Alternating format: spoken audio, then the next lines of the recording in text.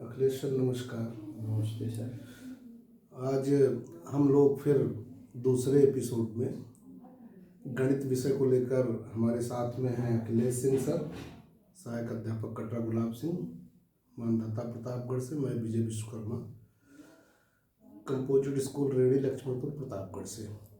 गणित विषय के मुख्य बिंदुओं पर आज हम आप सबसे जिन पर चर्चा करनी है उसको थोड़ा सा उद्धृत कर देना चाहता हूँ। अखिलेश सर, आज जो चर्चा होनी चाहिए, क्योंकि गणित विषय को आगे लेकर जो हमारी आपकी सोच है, आगे चलना है, तो पहला सबसे जो प्रश्न है आज का होगा हमारी आपकी बातचीत का कि गणित क्या है, और उसके बाद हम लोग चर्चा करेंगे कि गणितीय सोच क्या है। बिल्कुल सर, बिल्कुल। हाँ, और फिर उसके बाद इस पे चर्चा होगी कि गणित कैसे रोचक हो। चर्चा थोड़ी अगर लंबी होगी तो हम लोग उसको दूसरे एपिसोड में कर लेंगे। कम समय में जितने बिंदुओं पे चर्चा हो जाएगी, और एक बिंदु और भी जुड़ेगा जो कि है कि कक्ष में गणित का स्वरूप कैसा हो हर स्तर पे। ये तो बहुत महत्वपूर्ण बात हुई। हाँ, कक्ष में गणित का स्वरूप कैसा। अब पहले हम आपसे ही शुरुआत करना चाहेंगे कि आप जो है गणित के बारे में क्या समझते हैं, कि गणित क्या है, इस पे थोड़ा सा आप अपना विचार प्रकट करें। देखिए, जो गणित में इंटरेस्ट रखते हैं और गणित को समझते हैं, पढ़ते हैं जी, इस प्रश्न का सामना उनको करना पड़ता है कि आखिर गणित है क्या। जी। लेकिन गणित को, जहाँ तक मेरी सोच है, गणित को परिभाषित कर पाना, एक सीमा के भीतर शब्दों में बद्ध कर पाना थोड़ा कठिन काम है। अच्छा। फिर भी हम इसके शाब्दिक अर्थ से शुरुआत करने का प्रयास करते हैं। गणित क्या है, इस विषय में मेरी अवधारणा क्या है गणित को लेकर के। क्योंकि हम लोग जब पढ़ते हैं तो बिना उसको परिभाषित किए, बिना सीमाओं में बांधे उसका अध्ययन करना थोड़ा सा दुरूह हो जाता है। तो इसलिए प्रयास करेंगे कि उसको एक सीमा में समझ लें पहले, तो उसको हम लोग आगे उस पर चर्चा करें। तो शाब्दिक अर्थ अगर गणित का हम लोग देखें तो इसमें गण है। गण धातु है। संस्कृत की दृष्टि से गण धातु है, जिसका अर्थ होता है गिनना।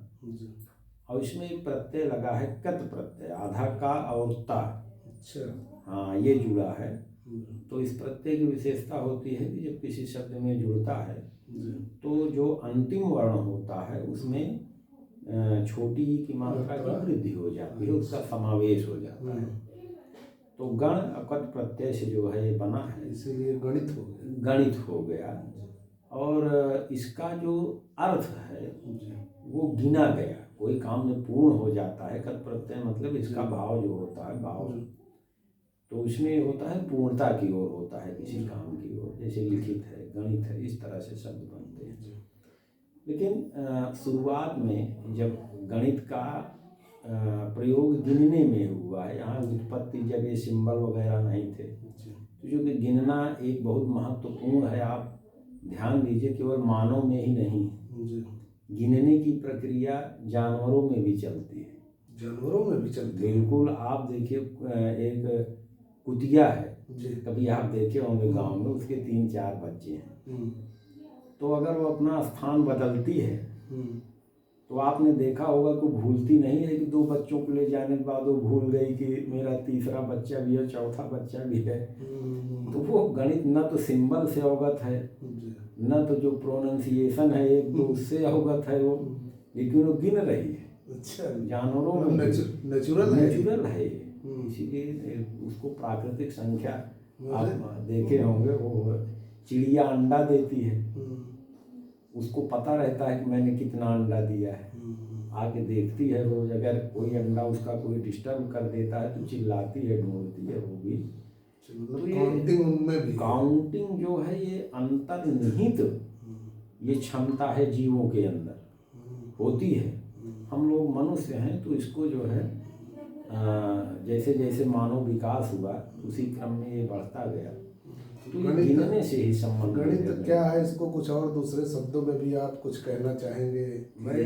मुझे जहाँ तक से लगता है, आप तो विधिवत उसको जानते हैं, लेकिन मुझे जहाँ तक से लगता है बहुत सारे आयाम हैं गणित के।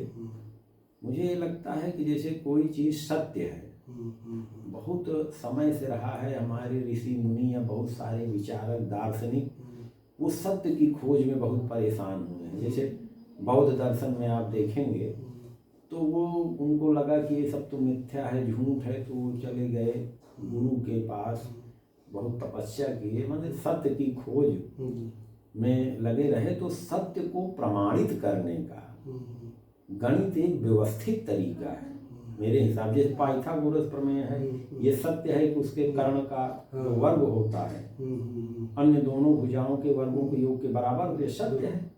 लेकिन इस सत्य को व्यवस्थित तरीके से हम लोग प्रमाणित कैसे करेंगे, प्रूफ कैसे करेंगे, इसका तरीका हमको गणित देता है।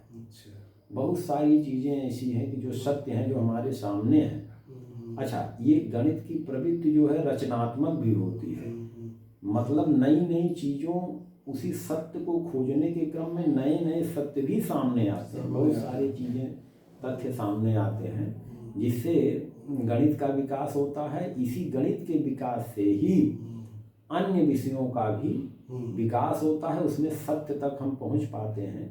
तथ्यात्मक चीज़ें जो हैं वो उसको एक फैक्ट, एक गहराई में जाकर उसका अध्ययन हम लोग कर पाते हैं। आप फिजिक्स में भी ये बात देखे होंगे। और दूसरी बात ये है, सत्य को प्रमाणित करने का पहला तरीका है मैंने बताया है। दूसरी बात ये है कि ये अमूर्त से अमूर्त चिंतन का एक व्यवस्थित तरीका है। जैसे हमारे दिमाग में बहुत सारी मानसिक प्रक्रियाएं चलती रहती हैं, किसी बात, कोई समस्या आ गई दैनिक जीवन, तो समस्या के समाधान के लिए हम लोग चिंतन मनन करते हैं। उसमें गणित कहाँ होता है, वो एक व्यवस्थित रूप से उस समाधान का जो तरीका है वो भी एक गणित ही है, आप समझ लीजिए मेरे हिसाब से। तो एक्चुअली ये अमूर्त से मूर्त की ओर बढ़ने का एक तरीका है गणित। हाँ, तर्क के आधार पे, एक व्यवस्थित रूप से, क्रम के आधार पे। तो ये दो विषय मेरे समझ से पर्याप्त हैं गणित के लिए, समझने के लिए, मेरे हिसाब से। नहीं, सही कह रहे हैं। चर्चाओं में हम बिल्कुल यही चाहेंगे कि विषय ज़्यादा हो तो एक ही पॉइंट पे हम लोग बात कर लेंगे। गणित के बारे में हमारा भी जो है कुछ चिंतन है कि गणित क्या है। वैसे हर आयु वर्ग और हर स्तर के लिए गणित को हम अलग अलग से थोड़ा सा अखिलेश सर देखते हैं कि इनके लिए क्या, बहुत सारे। अगर पूरी तरह से गणित को एक वाक्य के रूप में कहना चाहें तो हमें लगता है कि गणित एक पैटर्न है और इसका तार्किक स्पष्टीकरण ढूंढना जो है, तार्किक रूप से स्पष्टीकरण ढूंढना जो है, ये गणित का एक महत्वपूर्ण अभिलेखीकरण है।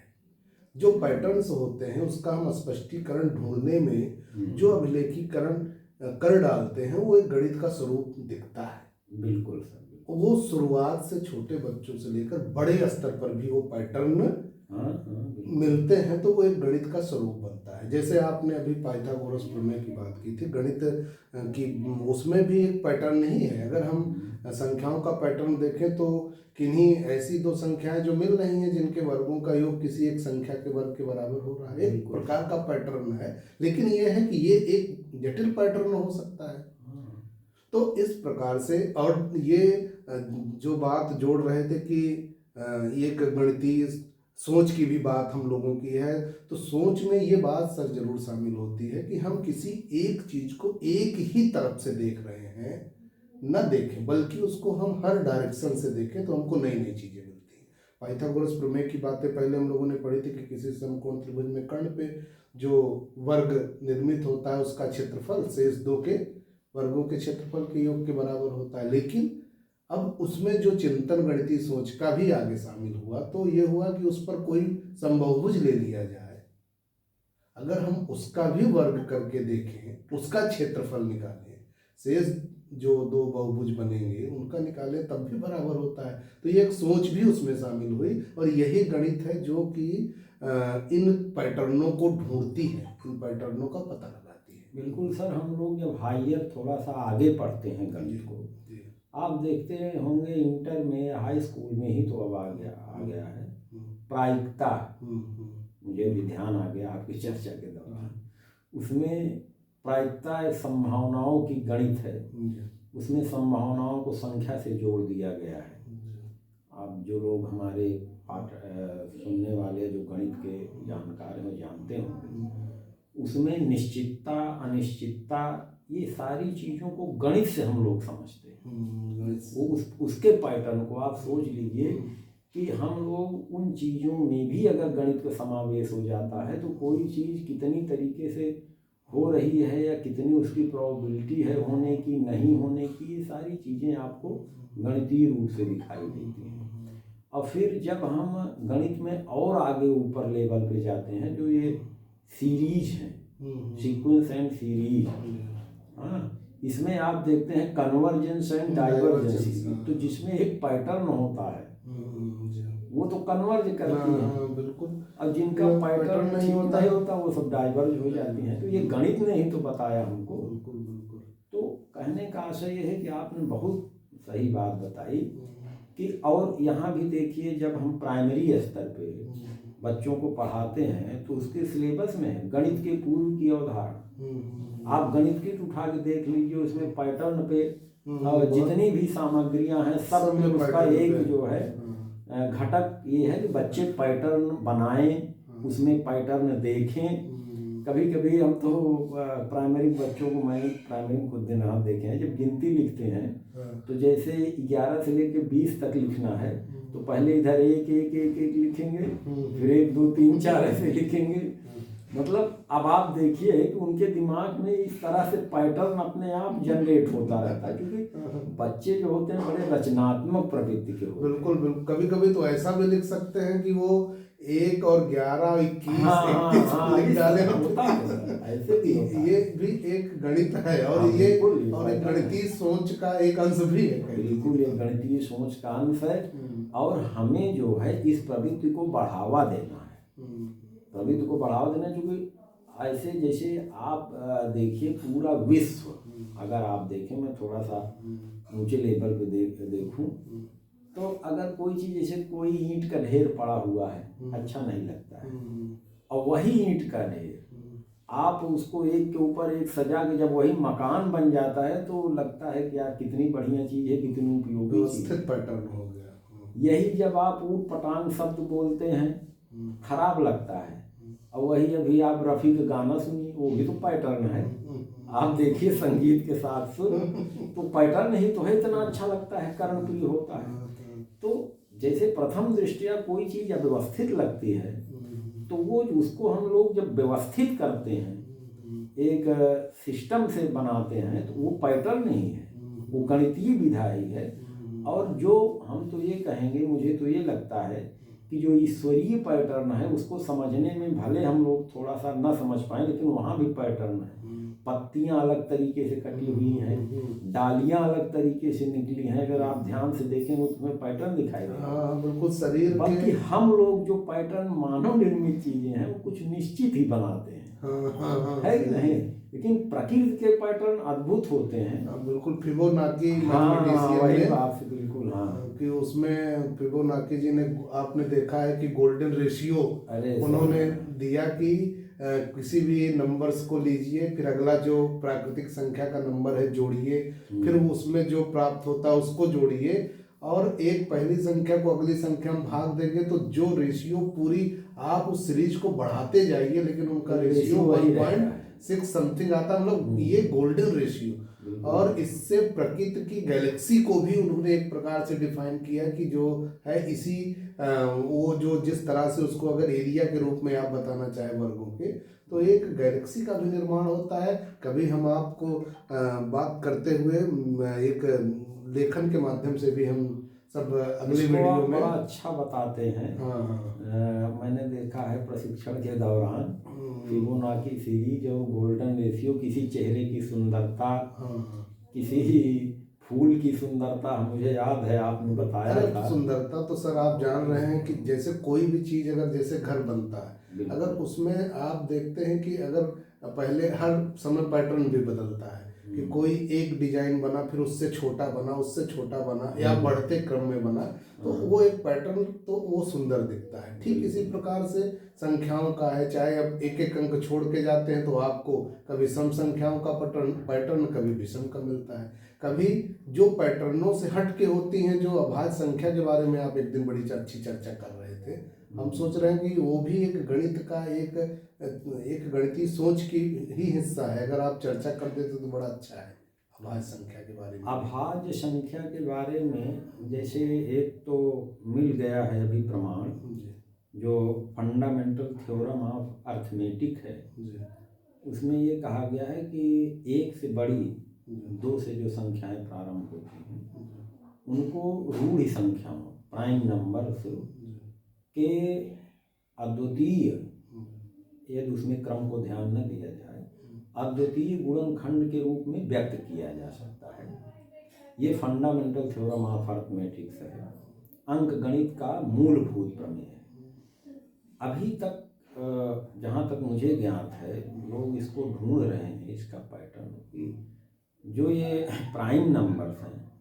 आपसे उस दिन चर्चा आपने बताया कि शुरू में बड़ी सघन है, जैसे 2 के बाद 3 है, 3 के बाद फिर 4 नहीं 5 है, 5 के बाद 7 है, लेकिन ये जैसे जैसे आगे बढ़ते जाते हैं ये संख्याएं थोड़ा दूर दूर होती जाती हैं। अगर इनका एक ग्राफ बनाया जाए तो कुछ एक्सपोनेंशियल टाइप में इसका ग्राफ, हालांकि ये डिस्क्रीट है, कंटिन्यूअस नहीं। क्या ऐसा नहीं कुछ इसमें हो सकता है कि जैसे बच्चों को बताना हो कि ये शुरू की ये 4 संख्याएं प्राइम नंबर हैं, अभाज्य हैं, तो ये 5वीं वाली कौन सी होगी? क्या इसका कोई आइडिया या तरीका कि वो वाली संख्या के बारे में वो एक किसी सिस्टम से निकाल पाए?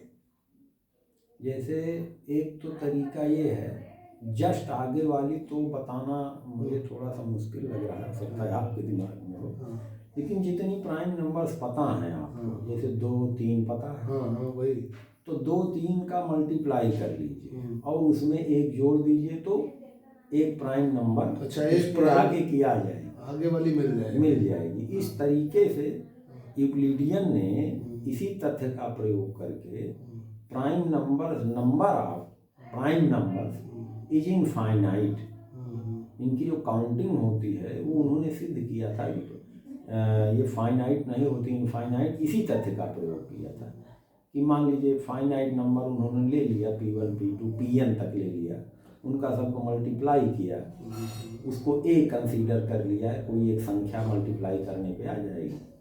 जब उन्होंने उसमें एक जोड़ा तो वो एक संख्या कोई आएगी, तो वो कंपोजिट होनी चाहिए, क्योंकि सारी प्राइम नंबर हमने ले लिया है, कंपोजिट होनी चाहिए। तो उसको हम जब P1 से भाग देंगे तो एक शेष बचेगा, P2 से भाग देंगे तो एक शेष बचेगा। तो इस तरीके से सब में एक शेष बच रहा है, सब में एक शेष बच रहा है। तो इसमें जो है इसी तथ्य का प्रयोग करके उन्होंने इसको ये सिद्ध किया कि यहीं पर नहीं रुकती है। जब आप उनका गुणा करके एक जोड़ देते हैं तो वो कंपोजिट नंबर ना हो करके वो प्राइम नंबर ही एक फिर आ जाती है। तो इस तरह से तो कभी खत्म ना होने वाली है ना, तो ये इनफाइनाइट उन्होंने सिद्ध किया था। लेकिन इसका एक जो दूसरा गुणा के रूप में तो प्राइम नंबर्स अपने आप में बहुत महत्वपूर्ण है गुणा के रूप में। हाँ, जैसे 2 3 5 लिया गया तो 2 3 6 6 5 30, एक जोड़ दिया गया 31, प्राइम हो गया। प्राइम है, प्राइम इस तरह से है प्राइम। तो आप खुद सोचिए कि प्राइम 2 से शुरू होता है, अगर एक शेष आएगा तो प्राइम ही रहेगा, और प्राइम नंबर से मल्टीप्लाई है तो जो प्राइम नंबर शामिल है उन्हीं से कैंसिल होके बचेगा। यही गणित है, ये गणित की खूबसूरती है। बिल्कुल चर्चा आप लोगों की काफ़ी लंबी ना हो जाए, इसका भी ध्यान हम लोग रख रहे हैं। हमको लगता है कि तीसरे एपिसोड में हम लोग इसके आगे की बात कुछ पेपर वर्क के साथ भी करना चाहेंगे। तो एक तीसरे एपिसोड का आप लोग गणितीय इस चर्चा को आगे बढ़ाते हुए गणितीय सोच, कक्षा कक्ष के बारे में गणित को रोचक कैसे बनाएं, इन सभी बातों पर बात होगी। और हमारा अखिलेश सर का ये भी उद्देश्य है कि शुरुआत अभी है, आगे हम लोग ब्लैक बोर्ड पर भी जो हमारे उच्च प्राथमिक स्तर की गणित है, जहाँ से शुरुआत हुई है गणित की संख्या, उस पर, और जो हमारी ज्यामिति और बीजगणित है, इसका एक मिक्सअप, एक नया स्वरूप आपको देखने को मिलेगा। तो हमारे अखिलेश सर का ये प्रयास जारी है और आप सबके बीच में हम लोग निश्चित रूप से तमाम हमारे ऐसे शिक्षक भी हैं जो कि अपने कक्षा कक्ष में बच्चों के साथ बहुत अच्छा कर रहे हैं। उन वास्तविकता को, उनके उन वास्तविक अनुभव को आप लोगों के बीच में लाने का प्रयास हम और अखिलेश सर भी करेंगे बीच में। तो ऐसा भी होता रहेगा। तो कुल मिला के आपको जनपद की कक्षा कक्ष की वास्तविक तस्वीर देखने को मिलेगी और आप उससे कुछ क्लास में जो क्लास ट्रांजैक्शन की बात की जाती है कि उस पर बहुत पहले से भी कुछ चर्चाएं चलती रही हैं कि क्लास कक्षा कक्ष का जो परिवर्तन हो बच्चों के बीच में कैसे हो, तो ये जरूर मिलेगा। तो हम लोग अपनी इस वार्ता को जो है यहाँ पर विराम देते हैं। धन्यवाद। नमस्कार, सभी को धन्यवाद।